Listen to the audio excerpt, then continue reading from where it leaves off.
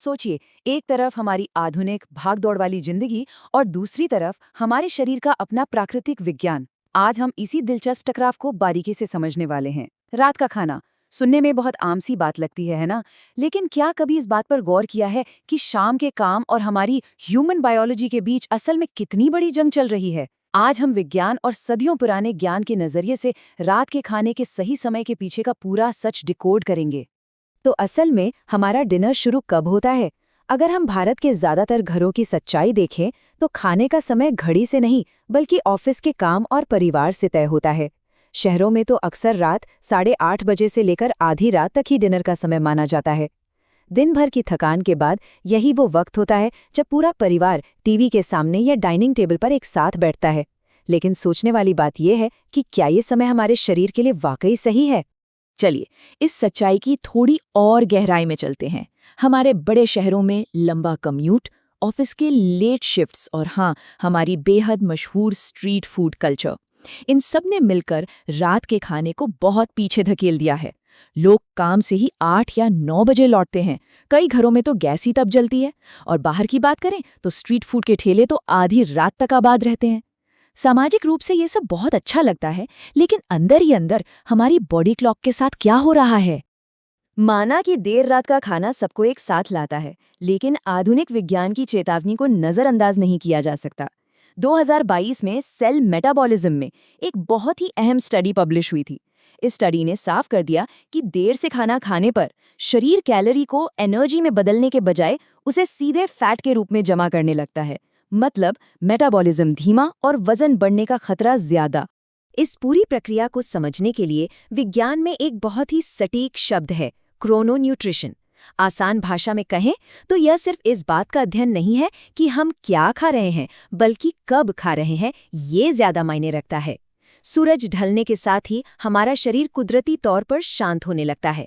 Biologically शरीर उस वक्त भारी भरकम कैलोरी को पचाने के बजाय आराम करने और खुद को रिपेयर करने के मूड में होता है। और दिलचस्प बात पता है क्या है? अगर हम आज के इस मॉडर्न साइंस से थोड़ा पीछे जाकर आयुर्वेद की तरफ देखें तो सब कुछ बिल्कुल एक जैसा लगता है। सदियों पहले जो आहार के नियम बताए गए थे, आज का विज्ञान बिल्कुल उसी बात पर मोहर लगा रहा है। आयुर्वेद में हमेशा से भोजन के समय को बहुत अहमियत दी गई है। आइए समझते हैं कैसे। आयुर्वेद में अग्नि यानी पाचन ऊर्जा का कंसेप्ट बहुत ही कमाल का है। इसे ऐसे समझ सकते हैं जैसे कोई कैंपफायर या अलाव जल रहा हो। जब दिन के समय, खासकर दोपहर में, इस अलाव में लकड़ियां डाली जाती हैं तो ये पूरी ताकत से जलता है। हमारी पाचन अग्नि भी दोपहर में सबसे तेज होती है, लेकिन जैसे जैसे रात होती है ये अलाव यानी हमारी पाचन शक्ति बिल्कुल मध्यम पड़ने लगती है। इस बात को आयुर्वेद ने 24 घंटे के 3 अलग-अलग दोष अंतरालों में बांटा है।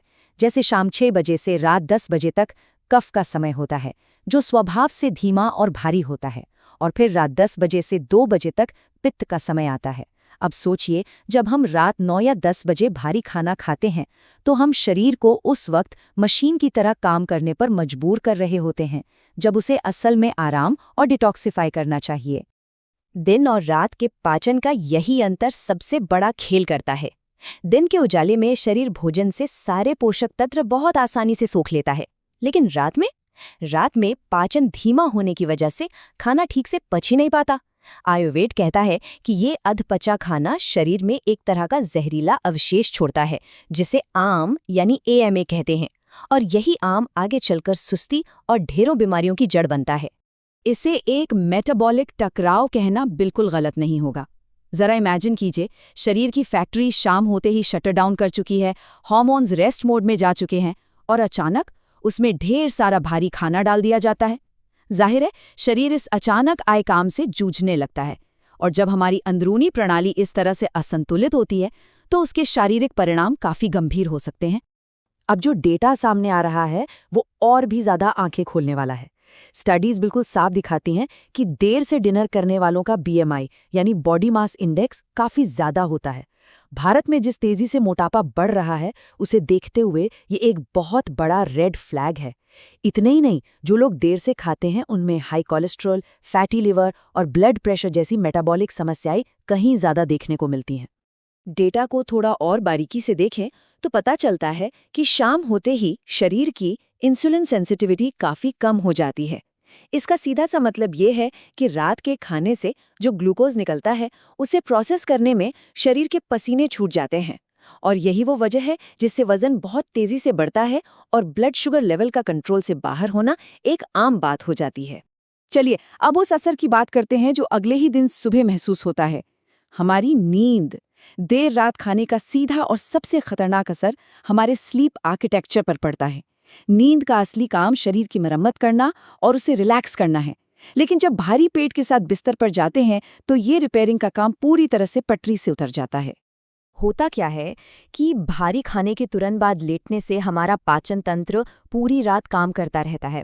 इस वजह से शरीर कभी भी उस गहरी और सुकून देने वाली रैम नींद में जा ही नहीं पाता। कई बार तो एसिड रिफ्लक्स या गैस की वजह से रात में बार बार आंख खुलती है। यही कारण है कि 7-8 घंटे सोने के बाद भी सुबह उठते ही भयानक थकान और कमजोरी महसूस होती है। इसे दो अलग अलग नजरियों से देखते हैं। एक तरफ जब सोते समय पेट खाली होता है तब शरीर आराम से खुद को हील करता है और सुबह उठकर एकदम फ्रेश महसूस होता है। दूसरी तरफ भरे पेट सोने से न सिर्फ एसिडिटी बढ़ती है बल्कि हमारे भूख वाले हार्मोन्स लेप्टिन और ग्रेलिन का संतुलन भी बिगड़ जाता है। नतीजा, अगली सुबह उठते ही अजीब सी और भी ज्यादा तेज भूख लगने लगती है। तो इस पूरी साइंस और आयुर्वेद का अल्टीमेट निचोड़ क्या है? बस एक सिंपल सा रूल, आखिरी मील और सोने के बीच कम से कम 2 से 3 घंटे का गैप होना ही चाहिए। आज का आधुनिक विज्ञान हो या हजारों साल पुराना आयुर्वेद, दोनों इसी गैप की पुरजोर सिफारिश करते हैं। ये वो जादुई विंडो है जो शरीर को खाना पचाने और फिर शांति से स्लीप मोड में जाने का पूरा मौका देती है। खैर, ये कहना जितना आसान लगता है, असल जिंदगी में इसे लागू करना उतना ही मुश्किल है ना? सालों पुरानी आदतें, ऑफिस की लेट शिफ्ट्स और भारतीय जीवन शैली को रातों रात बदलना मुमकिन नहीं है, लेकिन लंबी उम्र और अच्छी सेहत के लिए एक बीच का रास्ता निकालना तो पड़ेगा। उस खूबसूरत फैमिली डिनर वाली संस्कृति को बचाए रखते हुए अपनी बायोलॉजी का भी सम्मान करना होगा। तो प्रैक्टिकली क्या किया जा सकता है? सबसे पहले तो पूरे दिन के रूटीन को थोड़ा एनालाइज करना होगा। फिर कोशिश करनी होगी कि डिनर का समय थोड़ा खिसकाकर सोने से 2-3 घंटे पहले फिक्स किया जाए, और अगर किसी वजह से लेट खाना मजबूरी भी हो तो कम से कम खाने को बहुत हल्का और पचने में आसान रखा जा सकता है। इस तरह से परिवार के साथ बैठने का वक्त भी मिल जाएगा और शरीर पर बोझ भी नहीं पड़ेगा। जो लोग लेट नाइट शिफ्ट्स करते हैं या जिनका रात 9 बजे से पहले घर आना नामुमकिन है, उनके लिए कुछ बहुत ही आसान और प्रैक्टिकल हैक्स हैं। रात में भारी, मसालेदार या तली हुई चीज़ों से बिल्कुल दूरी बना ले। सूप या उबली हुई सब्जियां सबसे बेस्ट ऑप्शन है।